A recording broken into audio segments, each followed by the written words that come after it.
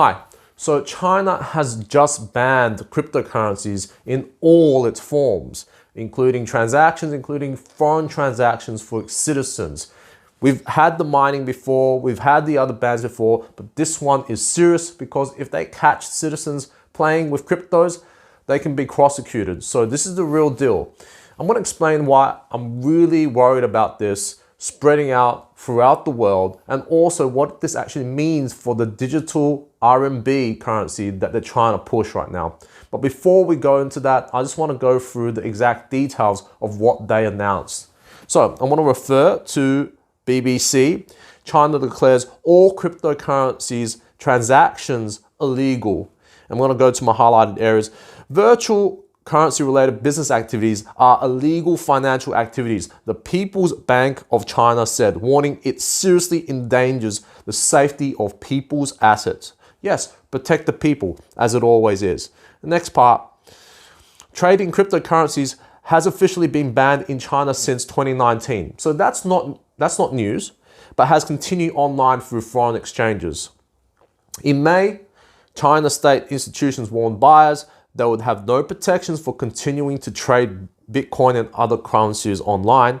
In June, they also had different bans, such as they told banks and payment platforms to stop facilitating the transactions and issued bans on mining the cryptos. Great. But this one is slightly different. Here it is. The clearest indication yet that China wants to shut down cryptocurrency trading in all its forms, announced on Friday. The statement makes clear that those who are involved in illegal financial activities are committing a crime and will be prosecuted. And foreign websites providing such services to Chinese citizens online is also an illegal activity. So any sort of crypto, any sort of alternative currency to what they have or what they're proposing is going to be illegal. Now I'm going to ask you a question. Is that only going to be in China, or will other countries look at that and replicate that? Now, I'm not sure if you've noticed or not, but China seems always to be one step ahead in certain areas. And those areas are the ways that control the population. They already have a social credit system where if you do the right thing, they'll give you more points. And if you do the wrong things according to them, you'll be deducted points and you can't buy air tickets, you can't get home loans, you can't get jobs perhaps. There's many things it restricts you from doing. So they already have a social credit system.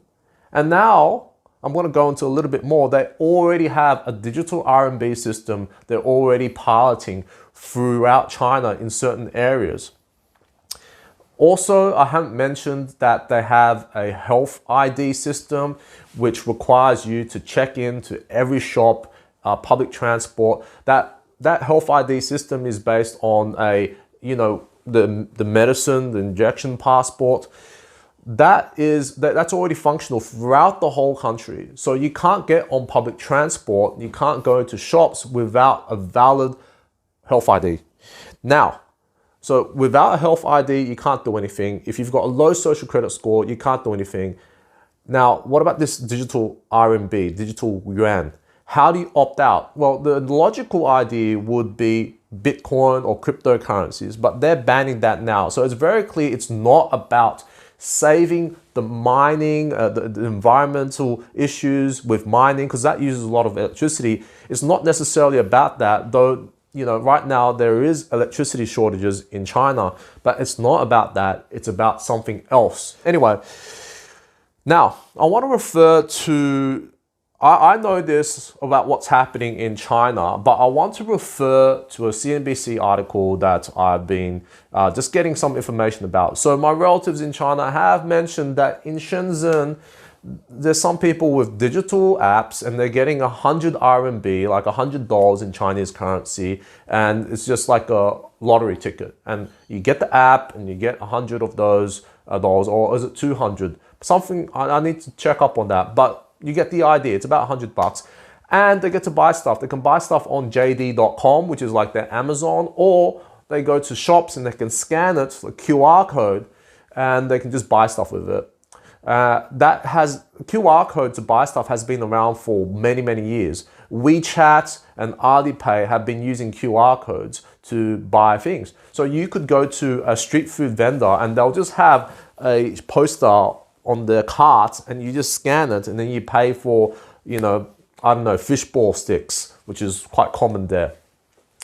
So that has been in operation. I'm going to go through a few more details about how it looks like, how this digital RMB being proposed looks like. So CNBC says, China has given away millions in digital yuan trials. This is how it works. I want to jump to a few sections which should perhaps alarm you and why they're doing this digital yuan. The use of cash is decreasing. Eventually, cash will be replaced by something in digital form. That is one of the big drivers behind this, by Yan Xiao, project lead for digital trade at the World Economic Forum, told CNBC. So this is the idea behind it. They want to get rid of cash. Now, Yan Yifei, deputy governor of the PBOC, the People's Bank of China, said last year that there is a pressing need to digitize cash and coin as producing and storing these currently is expensive. Okay. In an article in state-backed publication Yichai Global, Fan said cash and coin are not easy to use, they're easy to counterfeit, and because of their anonymity, can be used for illicit purposes. So they want to de-anonymize any cash and financial transaction in China so they can check up on it and who's doing it. Now, Fan also argues that a digital yuan could help with financial stability through a system of controllable anonymity. This is where payments would be anonymous to some degree, if you believe it, but data analysis tools could help the central bank catch illegal activities. In other words, they're going to use AI to figure out, well, yes, where the systemic risks are, where the illegal activities are, and that sounds all hunky-dory and as if they're protecting society. But the real reason I see it as they just want to see what's happening and they want to control the economy. And if you fall out of favor, they can potentially control your finances, not someone looking into your bank statement and investigating who you are, but they're going to use an AI to control from the top and automatically control your finances, maybe block you from transacting and figure out who you are, what you've been doing, and they can work out, well, this is a person that we want to shut out of the economy. So that is perhaps where it's going. Now, should Alipay or WeChat go bankrupt, which is extremely unlikely, this creates systemic risk. Ling Hao Bao, analyst at Trivium China, told CNBC, yes. Now, so I want to go through how likely this is going to catch on, because in China, we already have QR systems everywhere. Alipay and WeChat is one of the most common ways that people transact. People don't use credit cards in China. It never existed. It jumped straight from cash to QR codes. It never went to a credit card. They just jumped into using an app on their phone. About in the last 10 years since the iPhone and Androids took over, they jumped from cash to that. So they're really used to it. And now when you have an app which is going to be using a QR code, this is just normal. In fact, it says here that it's likely that commercial banks, because there's, you get apps, internet banking, they will have the digital yuan function, the QR system, the government's money in their app, and then Alipay and WeChat Pay, which is like our PayPal or Square, will also have it too. And then meanwhile, smartphones makers could also create digital yuan wallets for their devices. So even Xiaomi and many of the phone manufacturers will have this functionality, the government issued money with it. So it's going to take over the system. Now I'm going to go through a few more quotes, so this says that there will be some sort of controlled anonymity. Let me just highlight that so you can see controlled anonymity, right?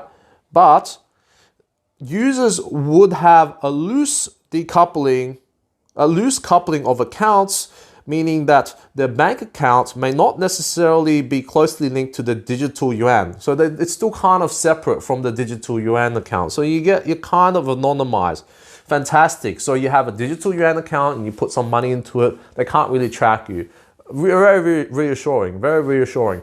And it's not linked to your bank accounts. They can't see your bank accounts. Oh, that's great. But guess what? But it could be based on a phone number according to the WEF's shell. So that's not, that's probably even worse because they know who you are via your phone number because most people just have one. So this is even worse. And finally, I'm gonna explain where this is going. China has been pushing the internationalization of yuan, and some commentators have seen the digital yuan as a way to do that. So the plan isn't just for China. The plan is to actually have this system spread throughout the world. But it's already throughout the world. Many central banks, such as the US, are already proposing a digital Fed coin. And so I think they're planning to do that next year. Sometime in the recent meeting, the Federal Reserve meeting, they actually said that this is well underway and we could very much be putting this out there. Now, if they're putting a Fed coin, a digital cash system, what's the main variable to get out of it? Well, that's Bitcoin or cryptos. Would they ban it similarly in the States? Potentially. So that's where my head is thinking at, because the European Central Bank I think they are developing a similar system to the Chinese. We already have the passports, which are sort of borrowed from the Chinese, because that's what they're doing to control everything. And yes, to control the virus, perhaps we're going to have social credit system, but we are moving towards the digital sort of currency system also. Would they be banning cryptos? And I think maybe this trend will catch on in the West, and that's where it's really concerning. And if you're thinking about buying a dip, of course, we're looking at the charts, the stock charts for Bitcoin. It's been crashing. It crashed like 8% or more since they announced this. I mean, is it a good dip to buy? I don't know. Now, the point of this story that I want to tell you is not actually about trying to make money to buy the dip. It's trying to explain that these are broader trends that may happen across the world. And secondly, they want to make this international. So if you've been paying attention, the US and China are kind of at loggerheads right now. And China wants to take Taiwan. The US does not want to let them take Taiwan. So there could be a war brewing. If there's a war, and if China gets the upper hand, there is a possibility, then they're going to push this digital RMB system throughout the world. So that's something to be watching out for. So this is not just a news for the next news cycle. This is the beginning of what's going to happen in potentially the next few decades. So something to be really aware about. Anyway, that's all I have to share for today. I don't mean to concern you too much, but just be aware of these potential infringements on your individual liberties and freedoms throughout your society, and just watch out for China as the example. Anyway, I thank you for watching this. Share, and I'll see you in the next one. If you liked it, by the way, hit the like button and subscribe for more. Catch you then. Bye.